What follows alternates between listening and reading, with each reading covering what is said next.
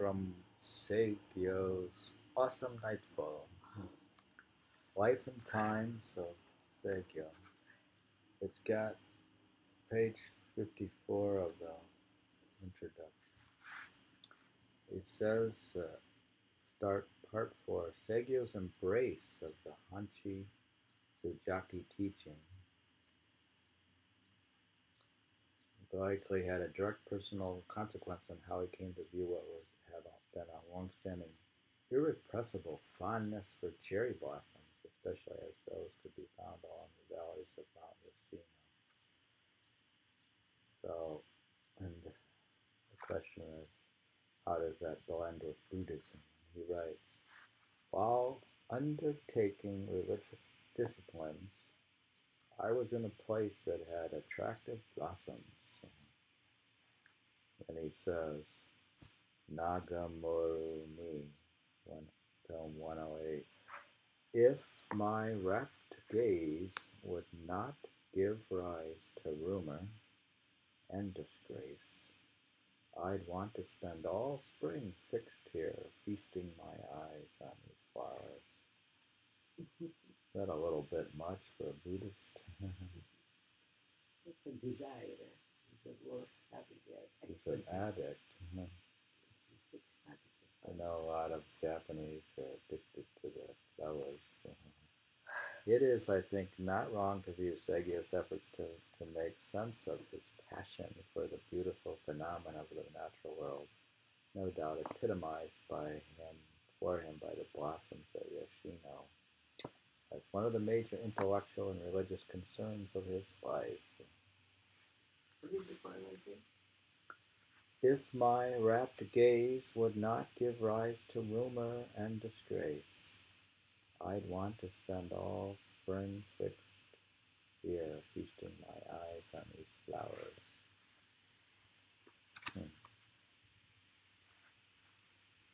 Then he compares it here and now. It says, compared to the enlightenment of Sukamuni in India. And he says, Hana no Iro no, poem 1706. Do the white blossoms on my mountain take the place of snow on the holy Himalayas? I wish to enter the profound interdepths of Mount Yoshino. We today may find puzzling an image of Sukamuni positioned so high in the Himalayas that he was ensconced in snow. That's Buddha. However, Saigyo, either because he was misinformed about where Sukamuni had lived or because he simply liked the image, chose to fuse the whiteness of Yoshino's blossoms with the snow on Asia's highest peaks. But he says, do the white blossoms on my mountain take the place of snow on the holy Himalayas? I wish to enter the profound interdepths of Mount Yoshino. So he used to be the mountain itself that carried the... Enter the snow? The snow. Finally, by 1185, the wars had ended. There had been a number of wars. And already during the following year, Saigyo, now with considerable reputation, both as a poet and a man of religion, appears to have participated in efforts at rebuilding. One reason that he solicited contributions in the Northeast was the continued presence in that area of members of his own larger family, some of whom were wealthy. Fortunately, his travels also resulted in some superb poetry, many items of which came to the attention of the persons in place who would soon thereafter be putting together the Shinko Kinsu, which was ordered in 1201, and surely one of the best imperial collections of verse. As an indication of the regard given him, Saigyo is represented in it by 94 poems. So he has 94 poems in the Shinko Kinsu. He I think, died in 1190. It came out in 1201. He writes, one of the poems of the period is, he says, an allocation greater than any other poet within. He has the largest allocation. Well, he's quite a star. Saigyo is a big hit. Strange for a Buddhist. While on the way to the far north to visit people I knew there, I was at Saya no Nakayama, Mount Death, O Night, and I remember the past. He writes, Toshi Takiti, 2130. Little did I guess I'd ever pass so many years, or even this mountain again, and one now long life here on Mount Death, O Night.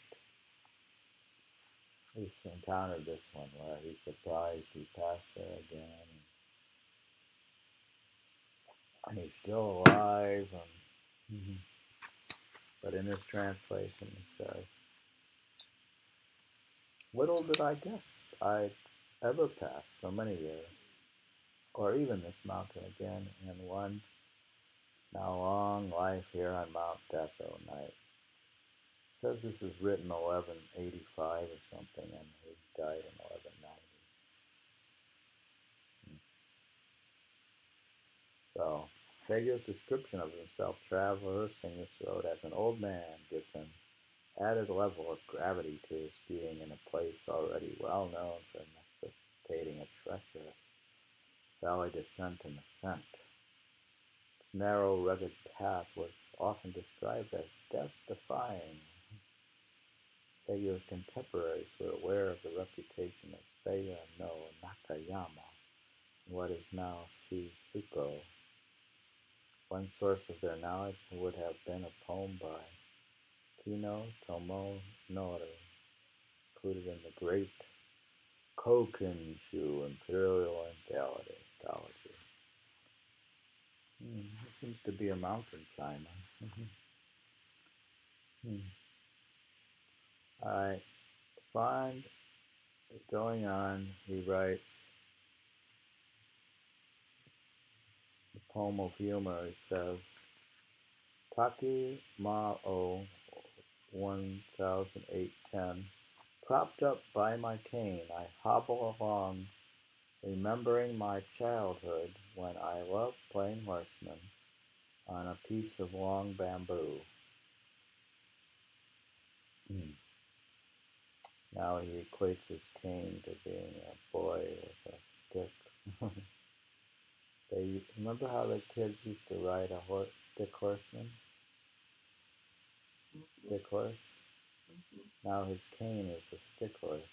It says, propped up by my cane, I hobble along, remembering my boyhood when I loved playing horseman on a piece of long bamboo. A nearly contemporaneous drawing provides us with a good sense of just how children of that era played horse. I'm sure they did. The motive is exquisitely.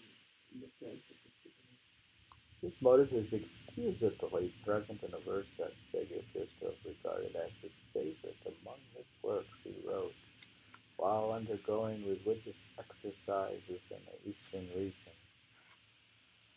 I wrote the following in view of Mount Fuji, Kazi ni Nagiku, 2138. The wisp of smoke from Fuji yield to the wind and lose themselves in sky and emptiness, which takes as well the aimless passions that through my life burn deep inside.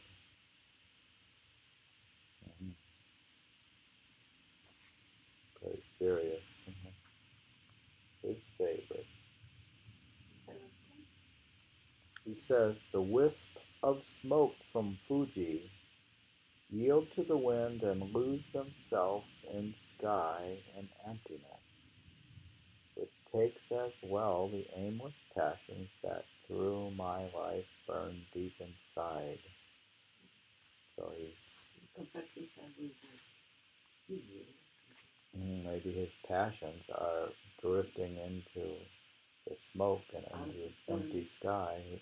His passions are burning the same way and without. This verse does extraordinary things within its small scope, writing at a time when Fuji, not then in its current dormancy, was showing its volcanic nature by means of a thin column of smoke arising from its crater.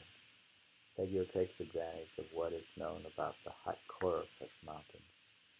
That is, he draws a parallel between Fuji and himself, such in the last line of the original the term Ome denotes both thoughts and emotions.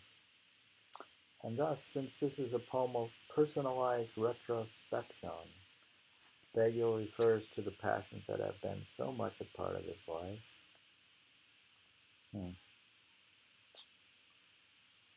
Astutely, the poet suggests that parallel to the fire in the mountain before which he sits and stands in, had been a different kind of fire within himself.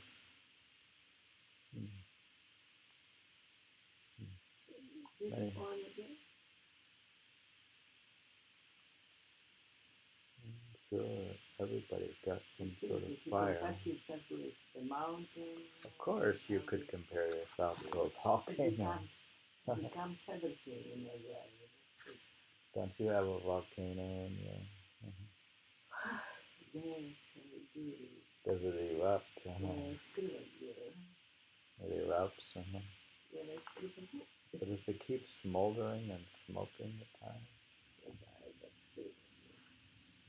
The wisp of smoke from Fuji yield to the wind and lose themselves in sky and emptiness, which takes as well the aimless passions that through my life burned deep inside. He wants his stuff to dump out. In emptiness, so how his passions, he's afraid they also go out in emptiness. Well, you're supposed to go into emptiness. Well, the Buddhists have meant that talking positively about sunyata, or emptiness, this religious signification is subtly present in the diction of the Buddhists.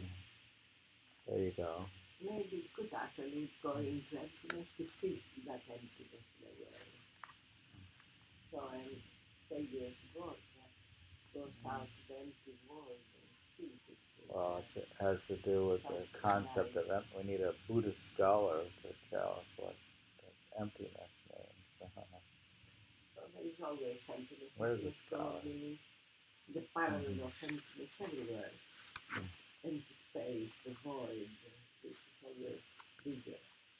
As I wrote in the poem. Yeah. Like in the atom, the void is bigger. In the cosmos, the brain stars. In the planets, and the space is bigger. Always between galaxies again. So the void is bigger in our brain between the cells of the space is bigger. Between the neurons. So that's why we feel that void and it's frightening us sometimes. Yeah. Because it's an alien void in a way, no matter what we feel it is. We're reading part 4 of the Awesome Nightfall. Translation William LaFleur.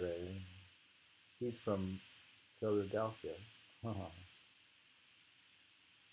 We're gonna go see the Barnes collection and go see him.